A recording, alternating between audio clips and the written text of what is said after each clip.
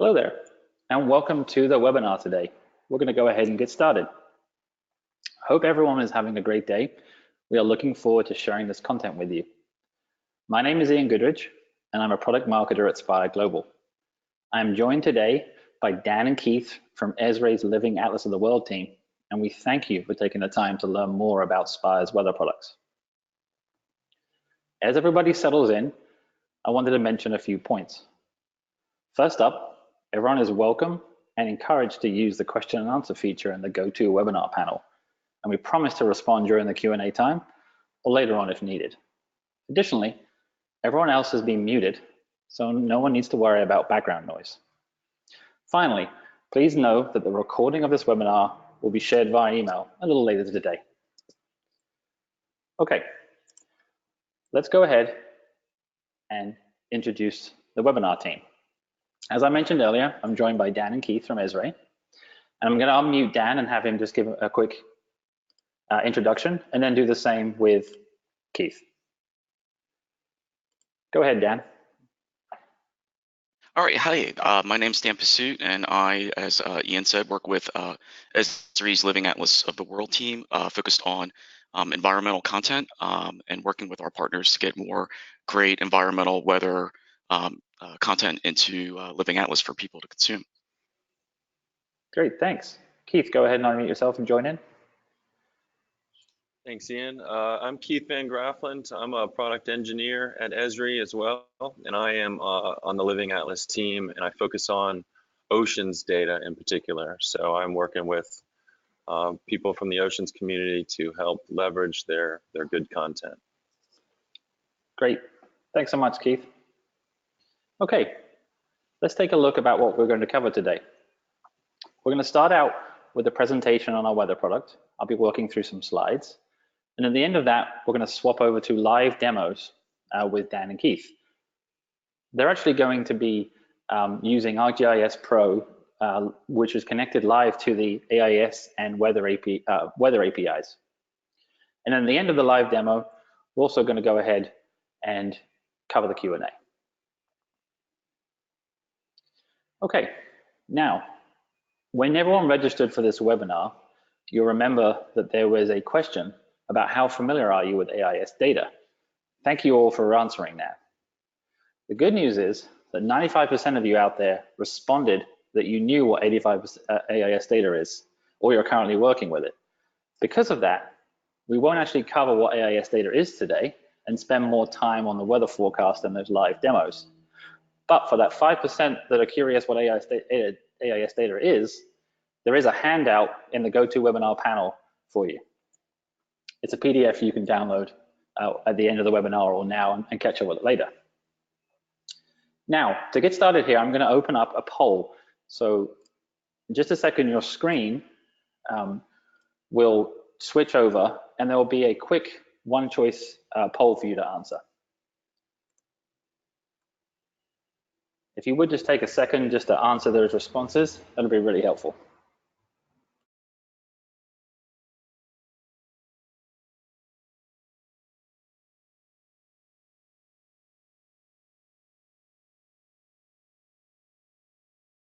Great, we're already at 80% of you have voted, so I think we can just about get this up to maybe 90%. Okay, 95%. 96%, okay. We're gonna go ahead and close the results. Okay, excellent. Really interesting results there. Thank you for doing that. So.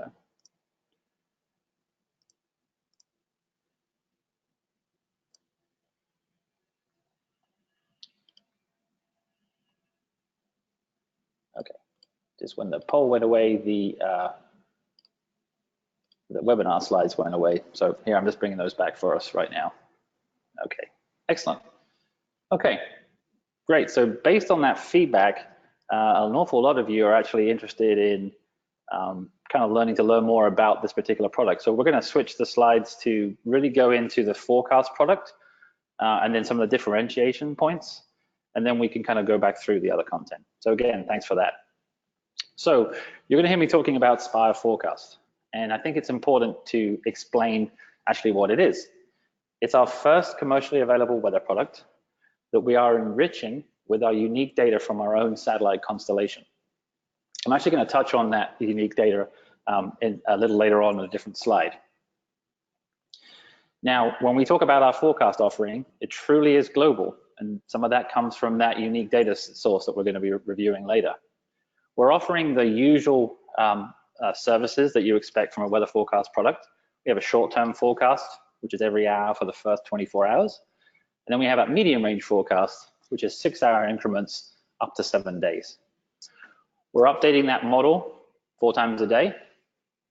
And we're also making available 3 days of hindcast for those of you that would work with that historical data. What are we providing? Well, we're trying to provide a very, very high value forecast for every part of the world, and then take that forecast and make it really easy to work with. So modern APIs with common file formats. We're offering a horizontal resolution of 7.5 miles everywhere on Earth. And that's particularly important for the maritime audience we have here today. Open ocean has the same resolution as the middle of a city. Some of you actually aren't in maritime, and we noticed that there was some aviation interest in this webinar as well, which is great. So actually turning that resolution around, we have a vertical resolution of 10,000 to 45,000 feet. And as I mentioned before, we're providing this with modern formats, GRIB2 files, and a JSON output via the APIs. Okay, so I switched the slides around to kind of match what people were interested in. And I'm actually going to take a deeper look at what the forecast actually provides from a variable point of view, and then talk about some of the uses of that data within the maritime industry. The maritime offering includes both atmospheric and maritime focused or sea state variables. For those of you not in maritime, we also include variables for aviation, renewable energy, and agricultural weather. We provide all the normal variables that you would expect in an atmospheric forecast. And then for the sea state, we have the wave height, the ocean currents, and then the sea surf temperature. We're going to be showing these in action during the live demos as well. We offer different ways of controlling the data or working with the data, and also make it easy to price the data differently as well. You can have all spots on the Earth, or you can be geo-limited to certain regions, or you can just have it for oceans and seas. And that's a really interesting product to have. Now, uses in maritime. We've had quite a lot of customer feedback on the uses. Some are very broad, and then I'm going to dive in on a few digital use cases as well. For the broad ones, the data can be used for supply chain disruption awareness, monitoring fuel costs, operational costs, insurance and risk analysis, as well as looking at ship maintenance, cargo damage. We kind of touched on some of those a moment ago.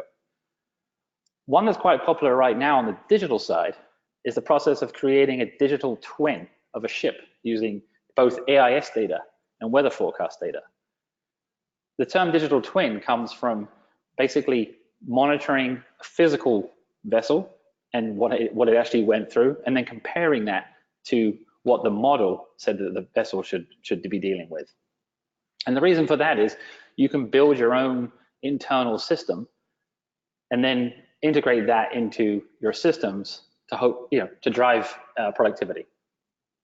And again, we'll be touching on a little bit of this during the live demos as well. Switching from the digital to more of the physical, one of the other really interesting use cases that came back, and especially related to the high resolution forecast across all the oceans, we heard a lot about predicting conditions around cargo sweat. Those of you that are in that industry will understand that you have to know how best to ventilate as a vessel moves across temperature changes. And because we have that high resolution across all the oceans, we're actually able to really drive optimal decisions when it comes to choosing to ventilate cargo holds. Now, one of the questions in the poll talked a little bit about you're looking for new providers, and quite a high percentage of people actually said that was of an interest to you. So we're going to talk a little bit about differentiation to other providers. Okay, so what you see on the screen right now is a deeper dive or more of an explanation on the comment I made earlier about Spire's unique data. The image here is a simplification of the radio occultation collection process. You can see over here, this is a GPS, GNS satellite. The radio signal that's coming from that satellite is refracted as it passes through the atmosphere. And we collect that signal with our low Earth orbit satellites. Currently, we have 84 of these satellites in orbit. So we have excellent coverage around all points of the globe.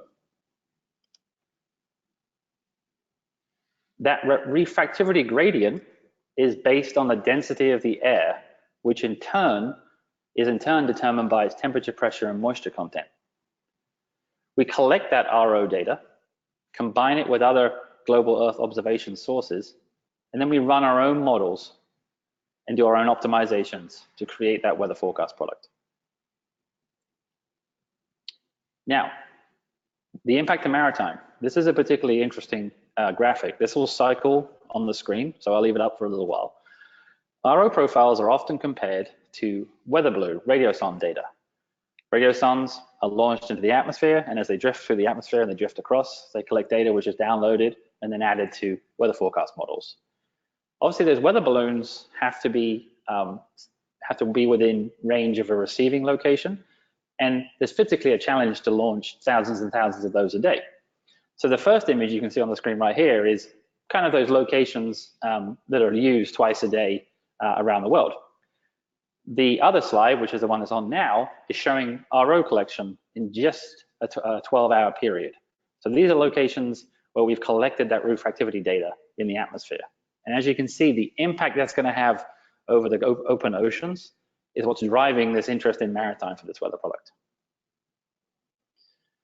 And don't just take my word for the impact. This is from a research paper in 2013, showing that 100,000 profiles a day could halve the weather forecast error. And those of you that are deeply involved in weather forecasting will understand the comment on the weather forecasting error. Now, just 2 weeks ago, Spire announced that we had just passed 5,000 RO profiles today, and the team has a clear roadmap to continue to add many thousands more. Okay, I'm going to pause here because I know that was quite a few slides that we went through. We're going to actually shift over to Dan and Keith for some live demos. And again, any Q&A at the, feel free to get those questions coming in. We can answer those at the end. And Dan, I believe you're up first. So just hang with me a second here while I send you the presentation. Okay, Dan, I've made you the presenter. All right, Okay. Thank you, Ian. So what I'm going to do is talk about using the grid file outputs that Ian mentioned from their numerical weather model forecasts and show you how that can be used in a GIS application. So what we're seeing here on my screen is ArcGIS Pro, which is our main desktop analysis platform from Esri. And you can see over here in my file folders that I have all these GRIB outputs, pretty common that you would get from Spire or maybe from some other weather forecast models that you might be using currently. And you'll notice that the typical run of the model and the hour out forecast number. So we can actually use standard or gridded numerical weather model files in ArcGIS Pro really easily, and we can do that in a couple ways. So one thing I can do is go down to add data, and I'll just navigate into my folder, and I can add a GRIB file directly. Now ArcGIS Pro is going to read into that GRIB file. If this was a NetCDF or an HDF, it would be doing the same thing. And now it's showing me the variables that I can use. If I wanted to show pressure at mean sea level, I could do that. It's going to run and bring in just that one time step. So if I was just looking at one particular point within the numerical model forecast. So that's pretty easy. You can see it's going to come in and it's going to automatically apply a color ramp to it. Just delete that because we don't need that. So the next thing that I'm going to do is actually add in the full time series. And to do that, I'm going to go over to my tools here, and I'm going to build what we call a mosaic data set. So this is, think of it as a cube of data with multiple variables, either in space or time or bands or any kind of n number of variables within a data cube. So I can just pick a file geodatabase that I'm going to write that cube to. I'll name my what I'm going to call my mosaic. I'm just going to use the current projection. Basically, what it's going to do is just create this cube that I'm going to then add my data into. That's going to take just a couple seconds. There you go. You can see that I have this blank canvas, really, of a cube. So we can now go back to add the rasters to that mosaic data set. And this is basically where I'm going to select that this is grid data. You can see we have templates for creating mosaics from all different sorts of data sources. You might be familiar with Sentinel, RadarSat, so if you're doing SAR data. But I'm going to go up here to Grib. And then I'll just go to select all of my Grib files.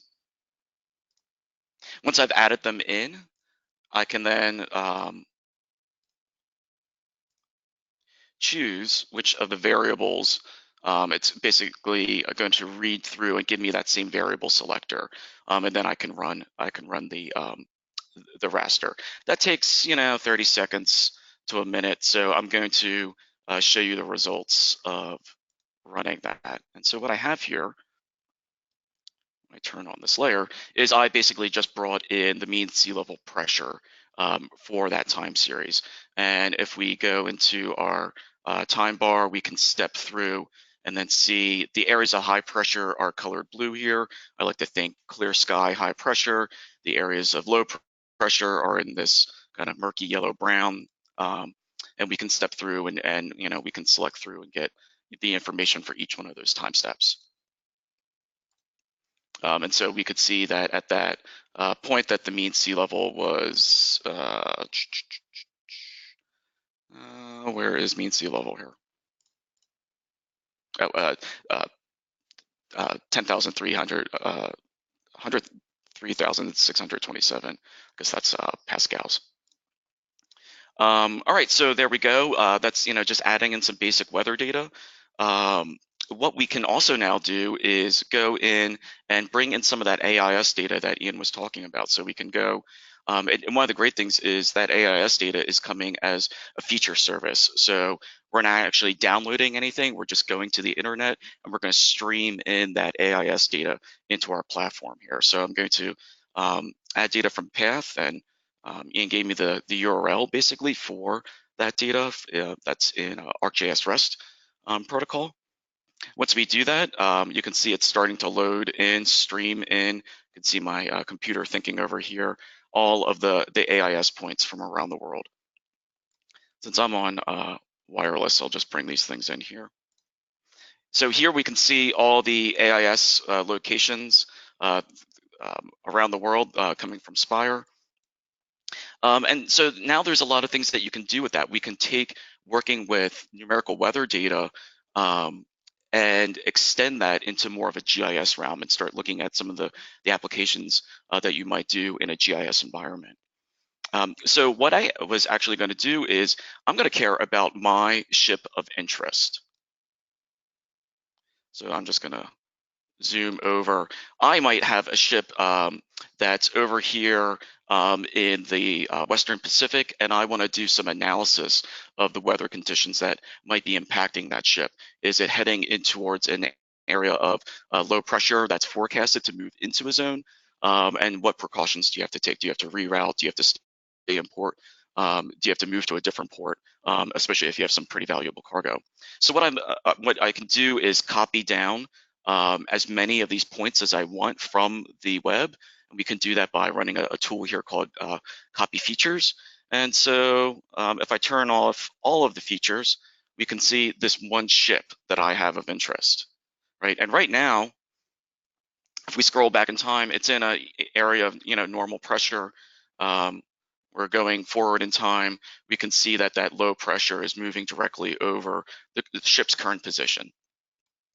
But we might want to get a little bit more analytical with that.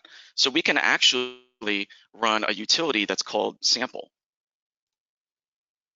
So if I run sample on that, I can basically say, hey, I want to work with this pressure raster, and I want to work with my vessel location, or all the different locations that I might be wanting to analyze. And basically, you can run this. And what this tool does is it reads through that mosaic time series, and it takes each one of those pressure variables and adds it to the table, the table that's associated with all the information for this one particular vessel. If we ran that, we can see that right here.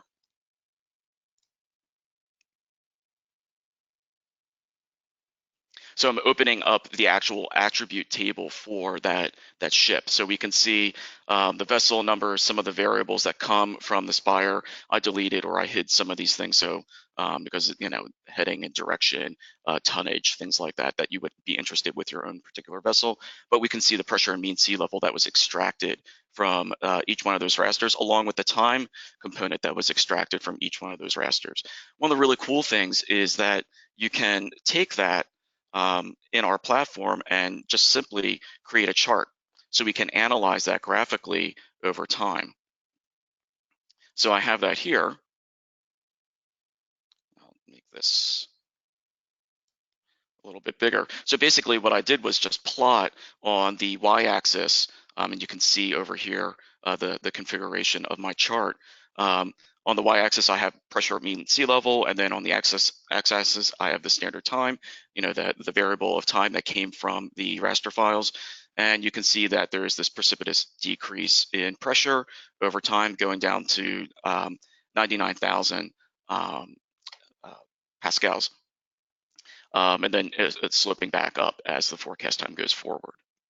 So yeah, there's a lot of other interesting analytical workflows that you can use once you build these data into those mosaics. You can do some simple things like looking, averaging over time and doing more complex zonal statistics and things like that. So yeah, having this data available through the API is really easy to integrate with that AIS data. So now I'm going to throw it over to my colleague Keith, and he's going to show you some of the other functionality that you can get out of the Spire API. Great. Thanks so much, Dan. I'm going to send Keith the presenter rights right now. Really appreciate that overview. Okay, Keith. Great. We can see your screen. Yep. Screen? Perfect. It's working. Thanks, Ian, and great demo there, Dan. What I'm going to do is I'm an oceans guy, and I'm really focused on a lot of our resources that we have out there in the ocean. And what I've done here is I've taken the Spire's weather API, which is very powerful. It's got some good documentation on it, and I've done a very basic taken a very basic way to extract the forecast data for specific locations. So they have some really good code examples here that I was able to modify. And what I did is I took a layer from the Living Atlas of the World that is our USA oil and gas platforms. So I can go to the catalog here, look within the information that Esri makes available to its users for the Living Atlas of the World. And what I'm going to do is I'm going to use these platforms, the locations of these platforms, to query that Spire weather API and get back the weather information for the assets that a company might own or the platforms that they might manage, something along those lines, and use that to understand the weather better and maybe modify my operations that are going on based upon incoming weather or something along those lines. So what I've done here is I've loaded up the map, and we can see the oil and gas platforms. And what I've also done is taken a bit of the code to extract those values from the Spire API, and it's in Python, and I'm going to just drop that into the ArcGIS Python window here, and I can just paste that right in, and I can run that. And what that's doing is I have asked it to go and take the platforms that are owned by Merit Energy Company in the Gulf of Mexico and provide me the weather for each one of those. And it's done that, and it told me that it wrote those files to this location there. In order to get that information to come in the way that I want to within ArcGIS Pro, what I've done is I have a toolbox that I've built for this data that is Spire to feature class. So that's what it does is you can have a look at these geoprocessing models and get an understanding for it, but it takes the data and really just standardizes it in Esri's format, right? We have particular ways that we want time, or we want our attribute values.